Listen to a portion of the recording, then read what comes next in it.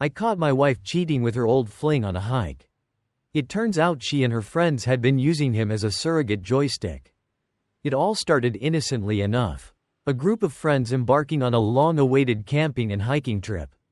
It was supposed to be an escape from the hustle and bustle of everyday life, an opportunity to reconnect with nature, share laughs, and deepen bonds. But as they say, sometimes the deepest secrets are uncovered when you least expect it. And that's precisely what happened during this fateful 8-day journey.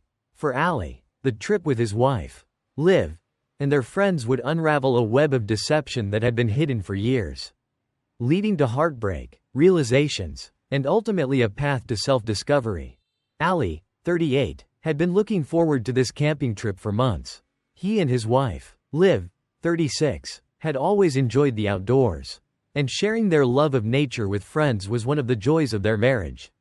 Joining them on this trip were 3 other married couples, Dom and Kate, Sean and Sarah, and Bill and Miranda. Liv's longtime friend Ian, along with his boyfriend Orlando, or OD, as everyone called him, also came along for the adventure. Everything seemed perfect: good company, fresh air, and the allure of an 8-day hike through picturesque trails. However, beneath the camaraderie and laughter, there were secrets that were about to be exposed. On the 3rd day of the hike, after spending the morning trekking through dense forests and climbing rocky trails, Ali and Liv decided to venture off from the campsite to explore a nearby waterfall. The waterfall was beautiful, standing about 5 feet tall, with water cascading over smooth rocks into a clear stream below. Liv suggested rinsing off in the stream. Ali encouraged her to do so, reminding her that they were secluded enough and wouldn't be far from the others. She smiled, dropped her shorts, and stepped under the waterfall. As Ali watched her, he felt an overwhelming sense of love for his wife. The way she was unguarded and free in nature was one of the things he admired most about her. But just as Liv stepped out of the waterfall, wrapping a towel around herself, Ian appeared. His sudden presence caught Ali off guard, and the nonchalant way Ian greeted Liv, despite her being partially undressed, struck Ali as strange. Liv quickly dressed, and the 3 of them exchanged some small talk before heading back to the campsite. But Ali couldn't shake the feeling that something was off. The way Liv and Ian interacted felt too comfortable, too familiar. It wasn't just a friendly familiarity, it was something else, something more intimate. Ali tried to ignore the nagging feeling, attributing it to his own insecurities. But over the next couple of days, the incident at the waterfall kept playing in his mind. The thought of Liv and Ian having a history began to gnaw at him. He remembered asking Liv, years ago, if she had ever been involved with Ian, and she had always denied it. But now, doubts started to creep in. On the morning of the 6th day, Ali could no longer keep his thoughts to himself. He decided to confront Liv, sitting down with her, away from the others. Ali brought up the incident at the waterfall. He tried to be as calm and non-confrontational as possible, simply pointing out that it seemed strange that she wasn't at all uncomfortable with Ian seeing her topless. Instead of reassuring him, Liv grew defensive. She brushed it off, saying that everyone had seen breasts before and that Ali needed to grow up. Her reaction only deepened Ali's suspicions. He pressed her further, and she became more agitated, deflecting his questions and accusing him of overreacting. Finally, Ali had enough. He told her that if she didn't tell him the truth, he would confront Ian. It was then that Liv finally admitted that she and Ian had a past. It wasn't just a brief fling. Liv revealed that she and Ian had been friends with benefits for years before she and Ali became serious. And it wasn't just her. Kate, Miranda, and Sarah had also had similar arrangements with Ian while dating their current husbands. Ian had been the surrogate for all of them, meeting their physical needs while they took the time to build emotional connections with their future spouses. The revelation hit Ali like a punch to the gut. He felt betrayed, not just by Liv, but by the entire group. The friendships he had thought were genuine now felt tainted. As Liv spoke, Ali could barely process what he was hearing. She explained that when they first started dating, she had asked to take things slow. She had wanted to focus on getting to know Ali without the pressure of intimacy. And Ian had agreed to help her, just as he had helped the others. Ali remembered those early days of their relationship, how he had been so smitten with Liv, how he had respected her wishes to take things slow, believing it was something special they were building together. Now, he realized that while he had been patiently waiting, Liv had been with Ian. The thought made him feel physically ill. Liv tried to justify her actions, saying that it had all been in the past and that she had ended things with Ian once she and Allie became official. But for Allie, the damage was done. The foundation of their relationship had been built on a lie, and he couldn't see a way to move past it. He felt like a second choice, like he had only been good enough once Liv was ready to settle down. The rest of the trip was a blur. Allie was numb, going through the motions as they finished the hike and returned to civilization. He barely spoke to Liv, and she, sensing his distance, gave him space. Back home, Allie knew he had to confront the others. He couldn't pretend that everything was fine, not after what he had learned. During a group gathering, Allie decided to bring everything out into the open. He confronted Ian in front of everyone, revealing what he had learned about the FWB arrangements. The reaction was immediate: gasps, confusion, anger. Dom looked at Kate in disbelief, while Billy's face turned pale. Sean, surprisingly, admitted that he had known about Sarah and Ian but had chosen to accept it, believing it was all in the past. OD, Ian's boyfriend, was devastated. He had no idea about Ian's past with the women, and the revelation was too much for him to bear. He left the gathering in tears, with Ian following after him. The fallout was swift. Dom decided to leave Kate, unable to move past the betrayal. Billy and Miranda tried to work things out, but the trust between them was shattered. Sean and Sarah, having already dealt with the truth years ago, seemed to be the only couple that remained intact, though even they were shaken by the revelations about the others. As for Allie and Liv, they both knew their marriage was over. The trust that had been broken could not be rebuilt. They decided to divorce, agreeing that it was for the best. In the weeks that followed, Allie found himself reflecting on the nature of relationships, trust, and honesty. He realized that what hurt the most wasn't just the physical aspect of Liv's relationship with Ian, but the emotional deception. He had believed that they were building something real and unique, only to find out that Liv had been dividing her time and affections between him and someone else. It made him question everything, every memory, every moment they had shared. He realized that true intimacy wasn't just about physical closeness, it was about vulnerability. About letting someone see all of you and trusting them with your heart. Liv had never fully trusted him, and that was something he couldn't change. But amid the pain, there were lessons to be learned. Allie realized that he had been too willing to ignore red flags, too eager to believe that everything was perfect. He had put Liv on a pedestal, believing that their love was something pure and unbreakable. In reality, it was built on half-truths and omissions. He also realized that he had a tendency to prioritize others' happiness over his own, often at the expense of his own well-being. It was time to change that. It was time to put himself first and to seek the kind of relationship where both partners were fully committed, honest, and open. Allie's story is a reminder that relationships require more than just love, they require honesty, transparency, and a willingness to face uncomfortable truths. It's easy to get caught up in the idea of perfect love. But real love is messy. It's about accepting each other's flaws, being willing to work through the difficult times, and, most importantly, being honest with each other. When that honesty is lacking, even the strongest love can crumble. For those who find themselves in similar situations, it's important to remember that your worth is not defined by someone else's actions. Allie felt like a second choice, but in reality, Liv's actions said more about her than they did about him. He deserved someone who would choose him wholeheartedly, without hesitation or reservation. And while it was painful to let go of the dream he had for their future, it was also freeing. It gave him the opportunity to start anew, to seek out the kind of love he truly deserved. The story also serves as a cautionary tale about the dangers of keeping secrets in relationships. The women in the group had believed that their past with Ian was something they could leave behind, something that wouldn't affect their current relationships.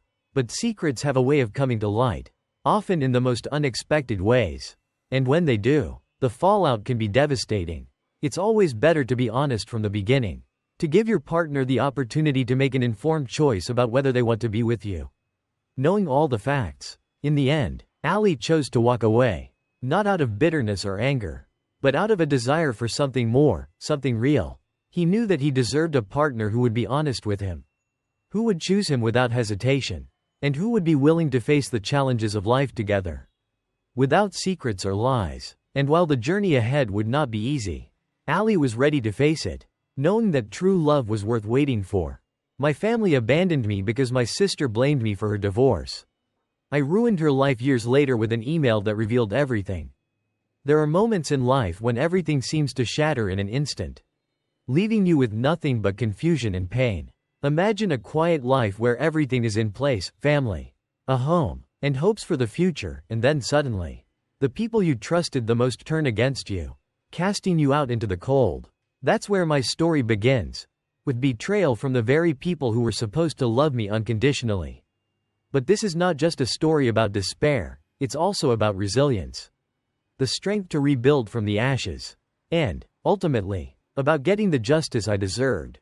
It all started almost 7 years ago, when I was living with my parents after college, saving money before stepping out on my own. Life seemed to be falling into place. I had just started working and was focused on building a stable future. Then, out of the blue, my sister Hannah's world collapsed. And with it, so did mine. Hannah returned home one evening, visibly shaken and heartbroken. She announced that she had filed for divorce from her husband, Pete, claiming that he had been unfaithful. Hannah insisted that Pete had cheated on her with Emily, a friend I had introduced to him. The accusation felt like a punch to the gut. Not because I thought it might be true, but because I realized, in that moment, that my sister was using me as her scapegoat. My parents, without questioning a word, sided with Hannah. It didn't matter that there was no proof, no evidence whatsoever. They believed her blindly. And why wouldn't they? Hannah had always been the golden child. I had always known that. But never in my worst nightmares did I think it would come to this. They kicked me out of the house, telling me they were disgusted with what I had done. Imagine standing on the street with all your belongings, no place to go, and no one to turn to, all because of a lie. I remember sitting on the curb, sobbing uncontrollably. The emotional pain was overwhelming, but so was the fear. I had no idea how I was going to survive from that moment on. I spent the first few nights at a friend's place. It was humiliating to have to rely on others, especially knowing that I hadn't done anything wrong. I tried calling my parents, hoping that they would come to their senses. But my calls were blocked. When I tried to visit, my mother threatened to call the police if I didn't leave. My sister had managed to cut me off completely, and there was nothing I could do about it. It was then that I realized the full extent of Hannah's influence over our parents. I wasn't just kicked out, I was erased from their lives. Unable to reach Pete or my parents, I turned to Emily, the supposed mistress. Emily and I were not particularly close, but I had to try. When I finally got a hold of her, she was as shocked as I was by the accusations. Emily denied everything. She even showed me pictures of her fiancé, whom she was set to marry in a few months. I believed her. Emily had no reason to lie, and her story made far more sense than Hannah's wild claims. Despite knowing the truth, I was still powerless. I had no proof, and without proof, there was no way to convince my parents of my innocence. It was one of the hardest things to accept, that the people who should have known me best were the first to believe the worst about me. The following years were a test of resilience. I found a small apartment and threw myself into my work. I had to rebuild from nothing, with no family to lean on. I missed them every day. Despite what they had done to me, I would often think back to my childhood, to the times when I felt like an outsider even in my own family. But missing them didn't change the fact that they had abandoned me when I needed them most. Slowly, I learned to live without them. I built a new life, one that wasn't dependent on their approval or love. It wasn't easy, but it was necessary. Years went by, and I eventually met Liza, the woman who would become my fiancée. For the first time in a long time, I felt genuinely happy. Life was finally giving me something good, something to hold on to. We got engaged, and Liza posted our engagement photos on social media. Little did I know that those photos would be the key to unlocking the truth about what had happened all those years ago. A few days after the engagement post, I received an anonymous email. It was from Pete, my ex-brother-in-law. He had seen the engagement photo on Liza's Facebook and decided to reach out. The email was detailed, containing the full story of what had happened during his marriage to Hannah. He explained that Hannah had been the one cheating, not him. She had been involved with a friend of mine, Frank, and had used me as a scapegoat to cover her tracks. Pete even attached copies of emails between Hannah and Frank, love letters, plans to meet, all of it. The proof was undeniable. For years, I had been blamed for something I had no part in, while Hannah had been the real culprit all along. The revelation was both a relief and a source of anger. I had lost my family because of Hannah's lies. And now, finally, I had the truth. Pete explained that he had blocked me back then because he was furious and confused. He admitted that he should have handled things differently. But at the time, he believed Hannah's lies just like everyone else. He said he wanted to reach out sooner but felt too ashamed. It was ironic. All of this pain could have been avoided if people had just talked to each other instead of jumping to conclusions. With the truth finally in my hands, I decided it was time for a confrontation. Pete and I showed up at my parents' house unannounced. My mother opened the door, and I could see the shock in her eyes. We walked in, and for the first time in 7 years, I was face to face with my family. My father was there, and so was Hannah. I could see the panic in her eyes as Pete pulled out the documents, the emails, the proof of her lies. My parents were speechless as Pete and I laid out the truth. Hannah tried to deny it, but the evidence was irrefutable. My father, who had always been so quick to judge me, looked at Hannah with a mix of anger and disappointment. He told her to leave. Just like that, she was kicked out, just as I had been all those years ago. As Hannah cried and begged to stay, I felt a strange sense of closure. This was the justice I had been waiting for. It wasn't about revenge, it was about setting the record straight. About finally being heard. As I watched Hannah being escorted out, I realized that I no longer needed my parents' approval. They had shown me who they were when they chose to believe Hannah's lies over me. I left that day with Pete, feeling lighter than I had in years. The burden of their betrayal was finally lifted. A few days later, Hannah showed up at my apartment, begging me to make amends with our parents. She called me a monster for ruining her life. But I didn't feel any remorse. She had taken everything from me. And now, she was facing the consequences of her own actions. I closed the door on her, putting an end to that chapter of my life.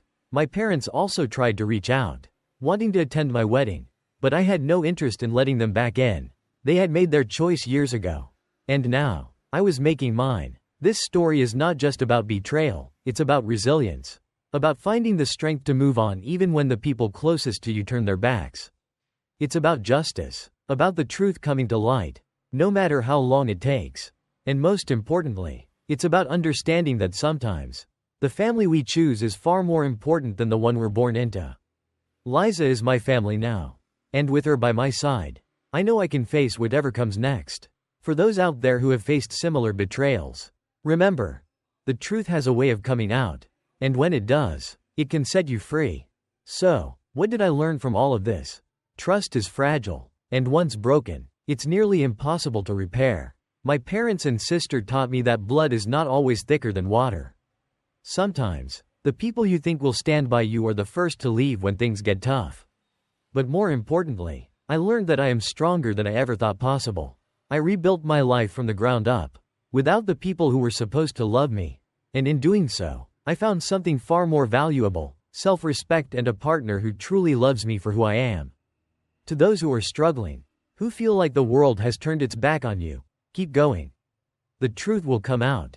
And when it does, you'll be ready to take back what was taken from you.